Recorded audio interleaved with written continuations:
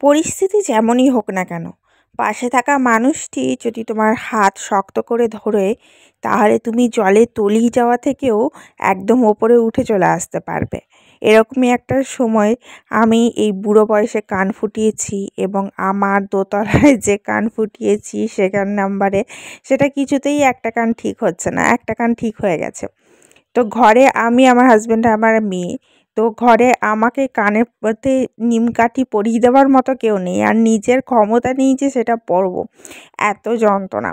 তো আমার বর এইসব পারেই না, ওর একদম এই সমস্ত জিনিসগুলো পারে না, যে ওই মানে কানের ফুটোতে কিছু পরিয়ে দেওয়া, এই মানে মেয়ে জাতীয় কোনো জিনিস পারে না। কিন্তু তবুও সে আমার জন্যে আজকে, আমার সুবিধার্থে সে আমাকে কানে নিমকাঠি পরিয়ে দিচ্ছে। সেই নিমকাঠিগুলো শুকনো নিমকাঠি দেখে দেখে কোন গাছ থেকে তুলে নিয়ে এসছে আমার জন্যে, সেগুলো পরিষ্কার করে ধুয়ে সে আমার কানে পরিয়ে দিচ্ছে, যাতে আমার কানের ঘাটা শোকাতে পারে।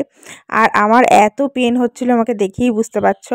আমি ভাবতে পারিনি যে আমার এত পেন হবে, আমি ভেবেছি ভেতরে ভেতরে শুকিয়ে গেছে, কিন্তু তারপরে দেখছি যে যখন কানেরটা খুললাম তখন দেখছি প্রচুর পেন হচ্ছে।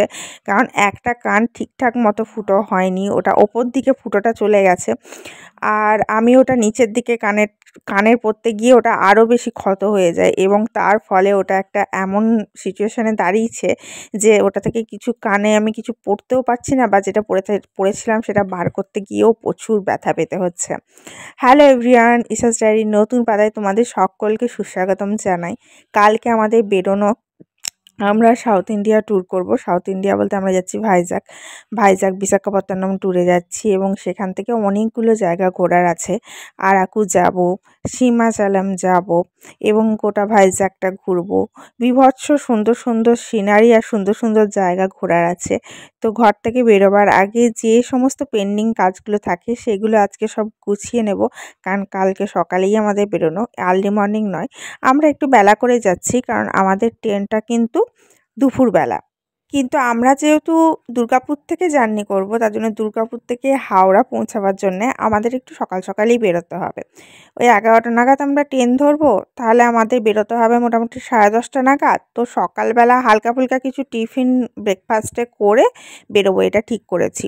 প্রথমে ভেবেছিলাম বাইরে থেকে খাবার কিনে নেবো, তারপরে ভাবলাম দুপুরবেলা ট্রেন, রাত্রেবেলা খাওয়ার জন্য যদি খাবার টাবার না পাই, বা বাইরে আমার বাচ্চার জন্য প্রপার খাবার না পাই, কারণ ও আবার ঝাল খেতে পারে না, অনেক প্রবলেম হয়। তো তার জন্যে আমরা ভাবলাম যে খাবার তাহলে অল্প বিস্তর কিছু করেও নেওয়া যাবে। এই সমস্ত চিন্তাভাবনা চলছিল মাথায়। এদিকে প্রচুর জামাকাপড় কাচা ছিল, সেগুলো গুছিয়ে রাখা হয়নি, সেগুলো পাট করে গুছিয়ে নিচ্ছিলাম, কারণ আসার পরে আবার প্রচুর জামাকাপড় জমবে।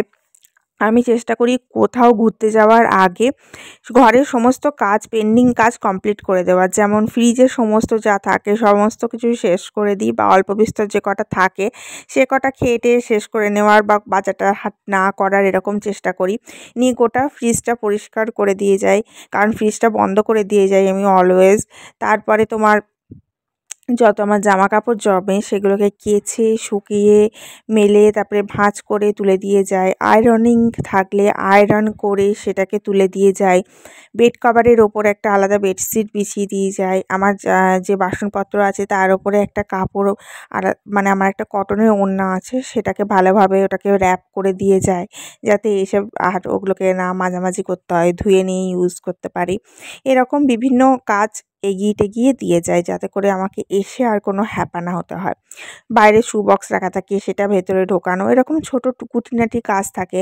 গাছে বেশি করে জল দিতে হয়, কারণ আমার বেশ অনেকগুলো গাছ আছে, সেগুলোতে খানিক জল দেওয়া বেশি বেশি করে, যাতে শুকিয়ে না যায়। তার মধ্যে অপরাজিতা গাছটা তো প্রতিবারই শুকিয়ে যায়। আমি যতবারই বাইরে ঘুরতে যাই ততবারই 3-4 দিন পর এসে দেখি অপরাজিতা গাছটা একদম শুকিয়ে গেছে, বাকি সমস্ত গাছগুলো ঠিক থাকে। তো এখানে আমি রাত্রেবেলা কিছু জল ভিজিয়ে রাখি, যেটা তোমাদের সাথে শেয়ার করছি। একটা তামার ঘটি আছে, এই তামার ঘটিটাতে জল ভিজিয়ে রাখি 1 ঘটি। এটা সকালবেলা ঘুম থেকে উঠে খালি পেটে আমার বর খায়, এটা ভীষণ ভালো। তো চাইলে তোমরাও করতে পারো। আর আমার মেয়ে যেটা করে সেটা হচ্ছে, আমার মেয়ের জন্য আমি আমন্ড ভিজিয়ে রাখি রাত্রেবেলা, কারণ শুকনো আমন্ডটা তো খেতে পারা যায় না, চট করে বাচ্চারা খেতে পারে না, তো ভিজিয়ে রাখলে সেটা সুবিধা হয় খেতে। কিছুদিন আগে আমি ডিটক্স ওয়াটারের একটা রেসিপি শেয়ার করেছিলাম। তোমরা যারা জানো না তাদেরকে বলে রাখি, যাদের ফ্যামিলিতে কেউ না কেউ সিগারেটে আসক্ত তাদেরকে যদি আমি যেভাবে ডিটক্স ওয়াটারটা বানিয়েছিলাম সেই প্রসিডিওরে ডিটক্স ওয়াটার বানিয়ে খাও, তাহলে তাদের ভেতরে যে দূষিত পদার্থ আস্তে আস্তে জমা হয়ে হয়ে হয়ে হয়ে তাদের লাঞ্চটাকে খারাপ করে দিচ্ছে, সেটা আস্তে আস্তে কিন্তু কিওর হয়ে যাবে এবং ভেতরটা পুরো পরিষ্কার হয়ে যাবে। তো চাইলে তোমরা করতে পারো, ভিডিওটা দেখে নিতে পারো। ডিটক্স ওয়াটারের ওপর করেছিলাম।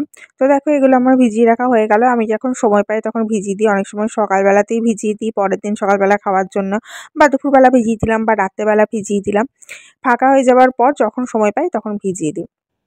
এরপরে আমি চলে এসেছি এখানে ফ্রিজগুলো পরিষ্কার করতে। যেমন বলছিলাম, ফ্রিজে যতটুকু অংশ বিস্তর থাকে সেইটুকু শেষ করে দিয়ে বাকিটা একদম ঝেড়ে পুড়ে পরিষ্কার করে দিই।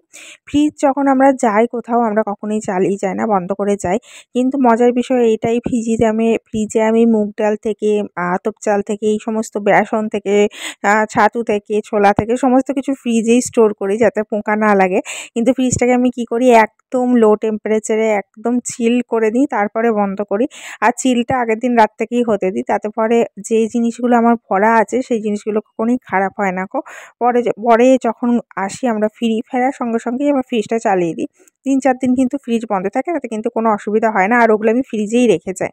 আশা করি তোমাদের ইনফরমেশনটা ভালো লাগবে। অনেক সময় দেখবে মুগ ডাল, আতপ চাল এতে পোকা লেগে যায় বাইরে রাখা থাকলে। এগুলো যদি ফ্রিজে স্টোর করে রাখো তাহলে অনেক দিন যাবত কিন্তু খুব ভালো থাকে। করে দেখতে পারো, ডালিয়া খুব ভালো থাকে। তো যাই হোক, কথা বলতে বলতে আমার এদিকে সমস্ত পেন্ডিং কাজগুলো কমপ্লিট হয়ে গেল। আর এইসব পেন্ডিং কাজের চক্করে আজকে আমি সকালবেলা ব্রেকফাস্ট বানাতেই পারিনি গো। যে ব্রেকফাস্ট বানাতে গেলে কখন এই সমস্ত কাজ-টাজ শেষ করব আর কখনই কি করে উঠব। তার জন্য সকালবেলা ব্রেকফাস্টটা হাসব্যান্ড মশাই বাইরে থেকে কিনে নিয়ে এসেছিল। আমাদের এখানে ২ ধরনের ব্রেকফাস্ট পাওয়া যায়, সব জায়গাতেই পাওয়া যায়। আমাদের এখানে শুধুমাত্র কচুরি পাওয়া যায় আর পরোটা পাওয়া যায়। পরোটাগুলো একটু অন্যরকম খেতে, কিন্তু একটা পরোটা খেলেই বেশ পেট ভরে যায়। আর নরমাল পরোটা নয়, আবার আলুর পরোটাও নয়, খানিকটা নানের মতো পরোটা পাওয়া যায়, নান পরোটা বলতে পারো। সেগুলো একটা খেলেই পেট ভরে যায়। তো আমি বললাম আজকে পরোটা খাবো না, পরোটা খেলে খুব হেভি হয়ে যাবে, ২টো করে কচুরি নিয়ে আসো। ওই লুচির মতো ছোট ছোট কচুরি, বেশ ভাল লাগে খেতে, ভেতরে একটু পুর দেওয়া থাকে। সংসারে থাকতে গেলে এবং সংসারের কাজ সমস্ত কিছু এক হাতে সামলাতে গেলে দুজন দুজনকে একটু বুঝতে হয়। আমার হাজব্যান্ড এগুলো খুব বোঝে। যখন আমার প্রবলেম হয় সে নিজে না করতে পারলেও কিন্তু সে বলে আমি কিনে এনে দিচ্ছি, আমি ব্যবস্থা করে দিচ্ছি, তুমি চিন্তা করো না। কখনো কিন্তু রাগ দেখায় না, বা কোনোদিন যদি খেতে দিতে দেরি হলো বা কোনো কিছু করতে দেরি হলো, সে কিন্তু ধৈর্য সহকারে ওয়েট করবে, কোনোদিন কিন্তু ৪ টে কথা শোনাবে না। এই জিনিসগুলোই একটা সম্পর্ককে বেশি পরিপূরক করে তোলে আমার মনে হয়। যাই হোক, দেখতে দেখতে আমার ফ্রিজের কাজটাও কমপ্লিট হয়ে গেল। শোনো, ভিডিওটা ভালো লাগলে অবশ্যই একটা লাইক করে শেয়ার করে দিও। আর এখনও পর্যন্ত সাবস্ক্রাইব করে না থাকলে ঝটাপট সাবস্ক্রাইব করে দাও, কারণ খুব ভালো ভালো ব্লগ আসতে চলেছে, দেখে তোমাদের ভাল লাগবে। আর এই যে ব্রেকফাস্টে আমরা যা খেয়েছিলাম সেটা তোমাদের সাথে শেয়ার করছি। ওখানে নিয়ে এসেছিলো কচুরি, তরকারি, আমার মেয়ে এখানে বসে পড়েছে খাওয়ার জন্যে, আর হালকা হালকা ঠান্ডা ওয়েদার। আর এখানে ৪ রকমের মিষ্টি নিয়ে এসেছিলো, 2টো চিত্তরঞ্জন আমার জন্য নিয়ে এসেছিলো, 2টো ওর জন্যে। আর এদিকে একটা গজা নিয়ে এসেছিলো, খাজা নিয়ে এসেছিলো, খাজা বলে ওটাকে বোধহয়। ওটা আমি খাই না খুব একটা, কিন্তু খুব টাটকা ছিল, টাটকা বানিয়েছিল বোধহয়, খুব টেস্টি হয়েছিল খেতে। তো এটাই আমাদের ব্রেকফাস্ট ছিল। আমার বর আবার চিত্তরঞ্জন খেতে একদম পছন্দ করে না, কারণ চিত্তরঞ্জনে মিষ্টিটা একটু কম দেওয়া থাকে, তো সুগার ফ্রি বলা হয় ওই জন্যই। কিন্তু আমার চিত্তরঞ্জন খেতে খুব বেশি ভাল লাগে, কিন্তু টাটকা হলে, টাটকা না হলে আমার ভাল লাগে না গো। টাটকা চিত্তরঞ্জন হলে পুরো ছানাটা একদম পিওর পাওয়া যায়, তো খুব টেস্টি লাগে খেতে। আমার মেয়েও পছন্দ করে না, আমার মেয়ে আবার কালো কালো মিষ্টি পছন্দ করে।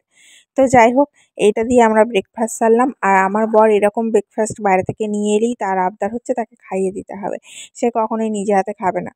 আর এদিকে আমার মেয়ে কিন্তু নিজে হাতে খাচ্ছে, কিন্তু তাকে আমাকে খাইয়ে দিতে হচ্ছে, এই হচ্ছে ব্যাপার। এটা ছিল ডালের মতো তরকারি। আর এইটা হচ্ছে খাজা না গজা নিয়ে এসেছিল, ঠিক নামটা আমি জানি না, বাট খেতে খুব ভালো। এইবারে যেটা এনেছিল সেটা খুব একটা মিষ্টি দেয়নি, তাই আমি একটু টেস্ট করলাম, মেয়েটাকেও একটু টেস্ট করালাম। এমনি বেশি ভালোবাসি না আমরা খেতে, এর বেশি খেতে পারবো না। আর আমার যেটা ফেভারিট আমি বললাম অলওয়েজ, আমার হচ্ছে এই চিত্তরঞ্জনটা খুব ফেভারিট। এটা একদম টাটকা ছিল আর পুরো একদম ছানাটা সুন্দর মোলায়েম ছিল, একদম দারুণ টেস্টি ছিল খেতে। তো চলো আজ আসি, আবার দেখা হচ্ছে কালকে, টাটা।